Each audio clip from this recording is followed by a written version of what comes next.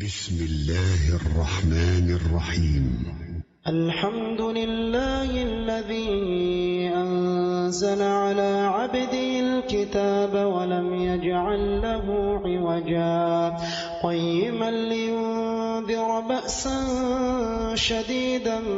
من لدنه ويبشر المؤمنين الذين يعملون الصالحات أن لهم أجرا حسنا ماكثين فيه أبدا وينذر الذين قالوا اتخذ الله ولدا ما لهم به من علم ولا لآبائهم كبرت كلمة تخرج من أفواههم إن يقولون إلا كذبا فلعلك باخع نفسك على آثارهم إن لم يؤمنوا بهذا الحديث أسفا إنا جعلنا ما على الأرض زينة لها لنبلوهم أيهم أحسن عملا وإنا لجاعلون ما عليها صعيدا جرزا أم حسبت أن أصحاب الكهف والرقيم كانوا من آياتنا عجبا إذ أوى الفتية إلى الكهف فقالوا ربنا آتنا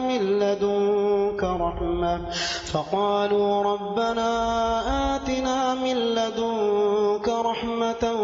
وهيئ لنا من أمرنا رشدا فضربنا على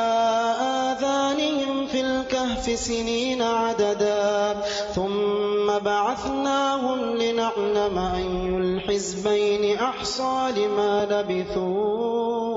أمدا نحن نقص عليك نبأهم بالحق إنهم فتية آمنوا بربهم وزدناهم هدى وربطنا على قلوبهم إذ قاموا فقالوا ربنا رب السماوات والأرض لن ندعو من دونه إلها لقد قلنا إذا شططا هؤلاء قوم اتخذوا من دونه آلهة لولا يأتون عليهم بسلطان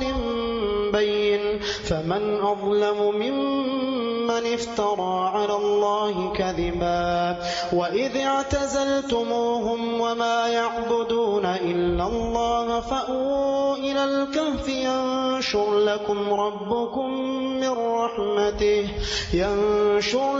ربكم من رحمته ويهيئ لكم من أمركم مرفقا وترى الشمس إذا طلعت تزاور عن كهفهم ذات اليمين وإذا غربت تقرضهم ذات الشمال وهم في فجوة من ذلك من آيات الله من يهد الله فهو المهتد ومن يضلل فلن تجد له وليا مرشدا وتحسبهم أيقاظا وهم رقود ونقلبهم ذات اليمين وذات الشمال وكلبهم باسط ذراعيه بالوصيد لو اطلعت عليهم لوليت منهم فرارا ولملئت منهم رعبا وكذلك بعثناهم ليتساءلوا بينهم قال قائل